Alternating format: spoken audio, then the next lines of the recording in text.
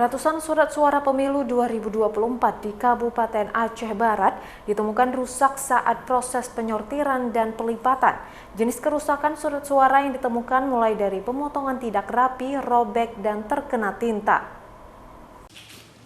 Komisi Independen Pemilihan Kabupaten Aceh Barat telah merampungkan proses penyortiran dan pelipatan surat suara pemilu 2024. Dalam proses pelipatan yang melibatkan 125 orang tersebut, petugas KIP menemukan sebanyak 504 suara rusak, mulai dari surat suara pemilihan presiden, DPD, DPRD, DPR Aceh, dan DPR RI.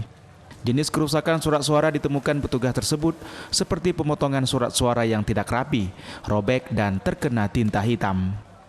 Sekretaris Komisi Independen Pemilihan Aceh Barat, Heri Basiron, mengatakan proses penyortiran dan pelipatan surat suara rampung setelah dilakukan penyortiran selama 8 hari. Adapun surat suara yang rusak untuk pemilihan presiden dan wakil presiden terdapat sebanyak 32 lembar, DPR RI 219 lembar, DPD 31 lembar, DPRA 63 lembar, dan DPRK 60 lembar.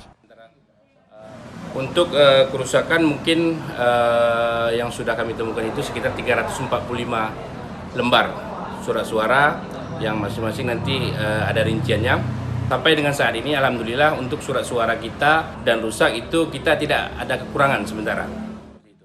Total jumlah surat suara yang disortir KIP Aceh Barat sebanyak 738.730 lembar. Meski ditemukan kerusakan, KIP Aceh Barat memastikan untuk wilayah Aceh Barat jumlah surat suara yang telah dilipat tidak mengalami kekurangan. Dari Kabupaten Aceh Barat, Absah Ainus melaporkan.